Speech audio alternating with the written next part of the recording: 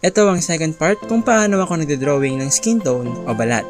By the way, maraming salamat po dahil nung last na pagkakita ko, road to 100 lang ako pero ngayon nagulat ako, road to 300 followers na tayo. Maraming salamat po sa inyo. Hayaan nyo, hanggat kaya, mag-upload ako ng iba pang tutorial para sa ibang gusto pang matuto gumuhit. Ganoon ulit ang gagawin ko, sa HB Graphite Pencil ulit ako mag-uumpisa. At ikakalat ko ito gamit ang tissue.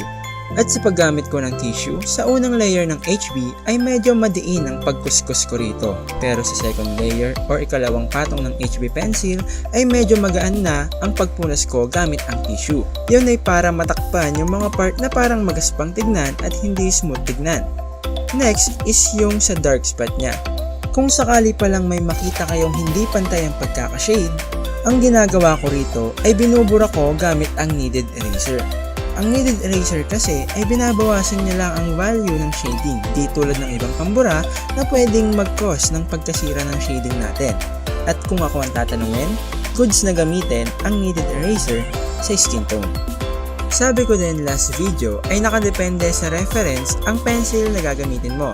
Mas maganda kung mag-scratch paper ka muna, tas i-shade mo yung mga lapis na meron ka. At ang pinakamalapit na value, yun na ang gamitin mo. Lagi nyo ring tandaan na huwag madiin ang pag-shade, lalo na kung sa mga dark spot na kayo banda. Dahil once na magkamali kayo ng pag-shade, ay mahihirapan na kayo burahin yun na pwedeng ikasira ng dinodrawing nyo. Sa bandang leeg, gumamit na ako ng charcoal pencil dahil mas dark ang value niya kaysa sa mukha na part. At paggagamit ako ng charcoal pencil sa balat, ganoon din. Nagsisimula ako sa mababa, papataas. Halimbawa, 2B hanggang 8B. Depende kung gaano ka-dark yung shading na kailangan ko. Take note nga pala na ito ay galing lamang sa mga experiences ko sa pagdodrawing. Sa inyo rin sana. Tandaan nyo na hindi tayo mag-improve pag hindi natin sinusubukan at hindi tayo magkakapareho ng proseso. Pero maaari nyo pa rin gamitin ang experiences ng iba para matuto.